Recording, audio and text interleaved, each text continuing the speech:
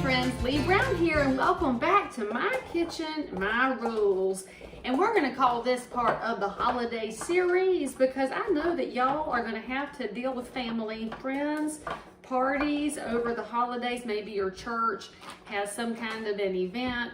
You've got to have a lot of food options available, friends, whether it's entrees, but generally it's finger food and appetizers. So we're going to fix today a Southern classic, sausage balls. Now, I don't know how you ever go wrong with sausage balls, frankly, because everybody eats them, everybody loves them, all ages. People on a diet eat them even though they're not supposed to. People who are vegetarian probably eat them when they're in the kitchen and don't tell anybody. We don't judge though. I mean, we totally understand because sausage balls rock. So y'all know that typically I'll buy the pre-shredded cheese if it's on sale, but sausage balls require you to do it the right way. So buy the block cheese and grate it yourself because then it doesn't have all the preservatives in it. And you need about 4 cups of cheddar cheese for every pound of sausage that you're going to use, which is going to be like, I don't know, probably 2 pounds of cheddar. But let's go ahead and put our oven at 350. And I'm just going to grate cheese for a minute. And if you've had a day, this is actually super relaxing, because you get to use a repetitive motion, you get to see the results of your work. The only time grating cheese is not your friend is if you get your hands too close to the grater, then you ruin your nails. And some of y'all spend way too much on your fingernails, so you should not grate cheese.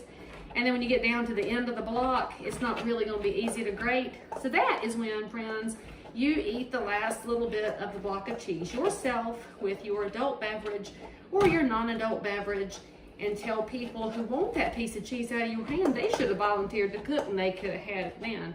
So now I use a sharp cheddar because I like sharp cheddar.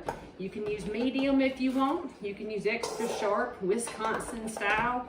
I don't care, it's your kitchen, your own rules.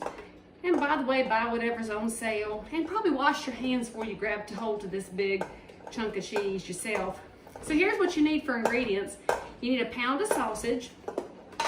We're going to be using Nice's because Nice's is the best sausage ever. And frankly, it does cost more than some of the off-brand sausage. But because I love my family and friends, I get nothing but the best for Christmas, Thanksgiving. My friends come over for the big Runner Girl Christmas party. We wear pajamas to our Christmas party, you know. So you need 4 cups of cheddar-ish. And a pound of sausage. You're gonna need 2 cups of Bisquick. So you can either buy the Bisquick in the container at the Harris Teeter or make your own. If you want to know how to make your own Bisquick, watch the video. I already showed y'all the homemade version, which is sitting here in the bowl in front of me before y'all get all excited that I remembered to prep. Just know that there's also a measuring thing inside your grater if you know where to look at it. Let me see if I can find it. It would tell me how many cups I had. Well, I'll just eyeball it, that's close enough. So that's all the more cheddar I'm going to use. We're going to toss in a pound of sausage. We're going to toss in 2 cups of Bisquick. And then we got just a couple of seasonings while our oven is heating up. You're going to need some paprika. You're going to need some kosher salt. And you're going to need some black pepper. Some people use parsley. I don't cotton to that myself. I don't really believe in it. So, you know, you do you. And the amount of paprika you're going to use, oh, I keep forgetting to take the paper out of this container. I'm kind of weird about my spices sometimes, so let me just take the little divider thing off so I can use the sprinkler. I think an official recipe would probably call for about a tablespoon. I like to put it in here until it covers up the top of my cheese and my block of sausage before I bust it all up. So that's probably like, I don't know. I don't have the foggiest idea how much it is, but that's what it looks like. And then you need some pepper, and the amount of pepper that you're going to use depends on who's in your family and what kind of sausage. So if you buy the super spicy sausage, be easy on your pepper. And if you like it a little bit less spicy, then that's up to you too. And for salt, you really just need salt to taste. Some will get about a teaspoon's worth and sprinkle it in there because Nice's has some salt built in. Now, I'm gonna mix that up in a second, but before I mix it up while my hands are still decent, I'm gonna get my parchment paper and I'm gonna line my pan here because this stuff is from the Lord Makes it so easy to clean up. So throw that down on my pan. I'm gonna mix this up and then we're gonna shape it. So I'll be back in 2 shakes. I'm gonna mix it off camera while I can still use my hands because they fix it to get greasy. And by the way, if you cook and your hands get greasy, that's what you use your palm olive for. It's not just for washing dishes. It'll cut the grease on your hands too. I'll see y'all in a second.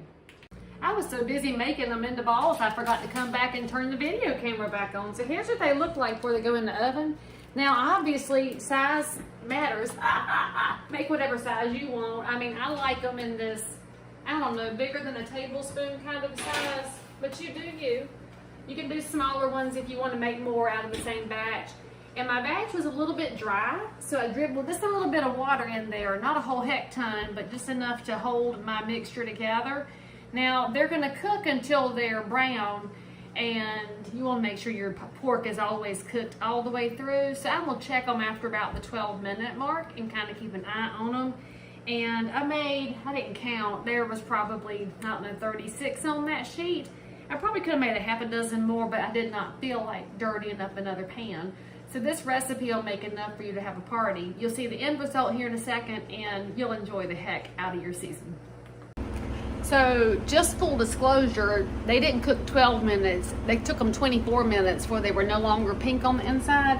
So I kind of devastated this one at the edge, testing it a lot. Oh, that's good.